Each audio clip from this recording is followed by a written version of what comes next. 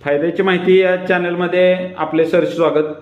जी मुलं उच्च शिक्षणासाठी परगावी राहतात अथवा ज्यांचे पालक आपल्या पाल्यांना उच्च शिक्षणासाठी परगावी ठेवतात अशांसाठी ही माहिती आहे।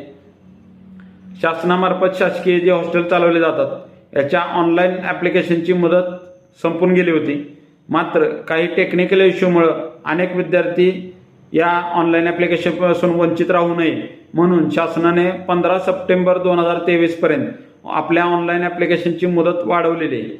तर ज्यांचं उत्पन्न 2,50,000च्या आतमध्ये आणि ज्या विद्यार्थ्यांचं ॲडमिशन मेरिटनुसार झालेलं आहे, कॅप राऊंडनुसार झालेलं आहे, ते सर्व विद्यार्थी यासाठी हॉस्टेलसाठी ऑनलाईन ॲप्लिकेशन करू शकतात। ऑनलाईन ॲप्लिकेशन करताना लागणाऱ्या बेसिक डॉक्युमेंट आहेत आधार कार्ड, आपला एक फोटो, आपलं आत्तापर्यंत जे शिक्षण झाले म्हणजे समजा 12वीपर्यंत झाले असेल तर 10वी 12वी मार्कशीट हे आपल्याला तिथं जोडणं आवश्यक आहे।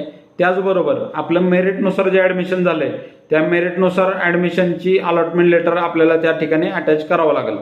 आपलं ऑनलाईन ॲप्लिकेशन केल्यानंतर आपलं जर ॲडमिशन तिथं कन्फर्म झालं हॉस्टेलमध्ये तर आपल्याला काय काय सुविधा मिळतात तर आपल्याला एक बेड मिळतो त्या ठिकाणी, त्यानंतर बेडसोबत बॅटरेस मिळते।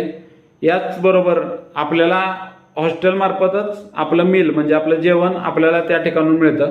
याशिवाय आपल्याला हे सगळं मिळाल्यानंतर सुद्धा आपला मेंटेनन्स अलाउन्स म्हणून आपल्याला प्रत्येक शिक्षणाची वेगवेगळी अमाऊंट ठरलेली आहे ती आपल्याला मिळते।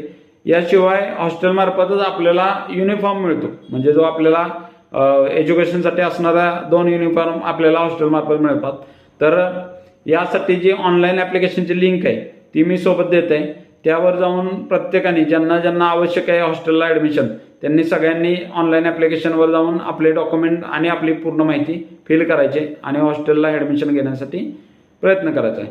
तर ही माहिती आवडली असल्यास आणि अशा अनेक माहितीसाठी आपण आमच्या चॅनलला लाईक करा, शेअर करा आणि सबस्क्राईब करा। धन्यवाद।